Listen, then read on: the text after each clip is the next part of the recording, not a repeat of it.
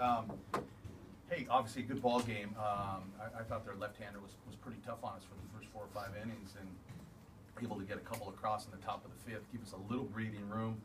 And it was hey, it's a typical opening game on a Friday night in any league or any tournament, right? You got 2 Friday night starters kind of going toe to toe, and you want your guy to kind of keep matching zeros and hold them down. And Daulton was able to do that. I thought he did a great job, even getting through the 7th inning. I really thought he just kind of gutted it out. The weather was warm, and he was kind of on fumes a little bit, and I thought that really showed a lot. I think it's one of his best performances of his career here, and I really kind of think it kind of breaks through a wall, you know, for him as far as coming up with those just big performances that you want your Friday night guy to come through with. Questions? Dave, how much does that help your bullpen, the fact that Daulton was able to kind of gut through that 7th inning? Yeah, you know, that's a big 7 innings that you don't have to piece together the back half of that bullpen. We wanted to get a couple guys a taste out there, you know, Eric Martinez and Alex Schick, and you know, Alex has been battling himself a little bit, but we're going to need him before this tournament's over with. I know his velocity was up. I saw a couple 95s on the board. We just got to get him in the zone a little bit. Bain, to get him a taste on the mound. You know, he probably is going to be that fourth starter in probably the biggest game of the year if we need him.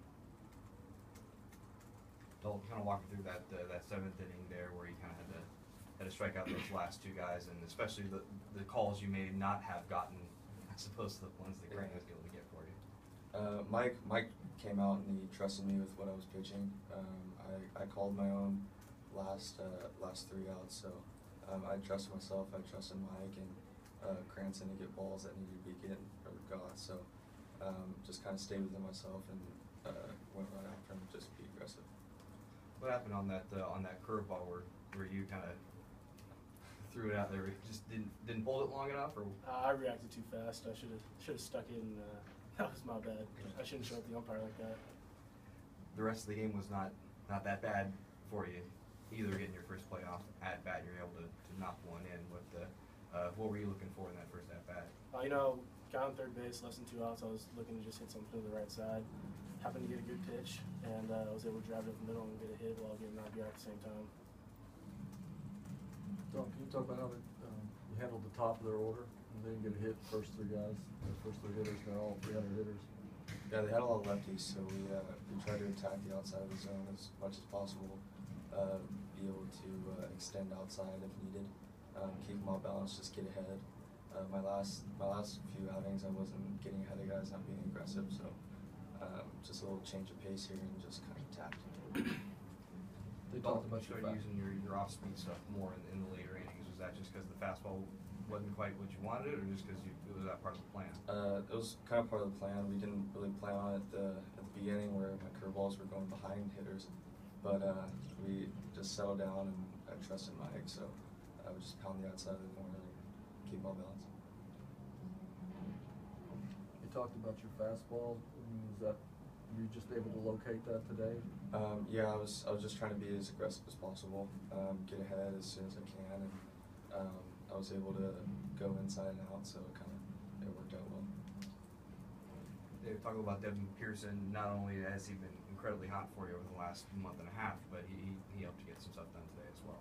Yeah, you know, it's been big. It hasn't been the same guy, but Devin's been pretty consistent for us, and those couple hits that he got for us, especially the one down the line, which just kind of opened it up a little bit for us, were huge. I mean, the runs were hard to come by. I mean, the score probably doesn't indicate maybe how tough the game was up to the 7th inning or so, and by then it was just a 1 or 2 run game that, you know, each hit that could drive a run is a big hit, and Devin got one of the biggest ones for us.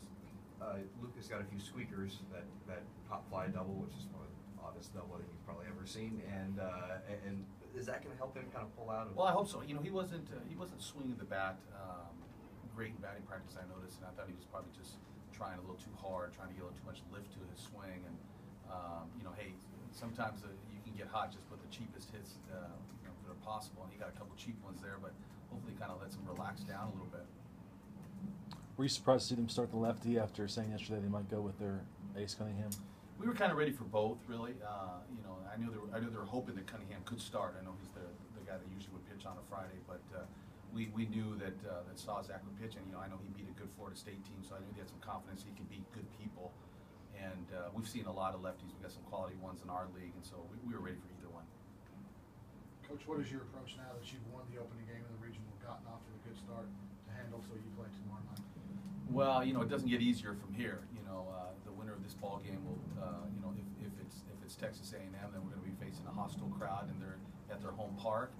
If it's Texas Southern, we got a team that beat one of the better teams in the country and is going to be feeling pretty good about themselves. So, you know, it's typical regional baseball where each game you just hope that you get your team ready to play and your team can find a little bit of a groove. You face good pitching, hopefully your hitters can relax down, and you got to play defense.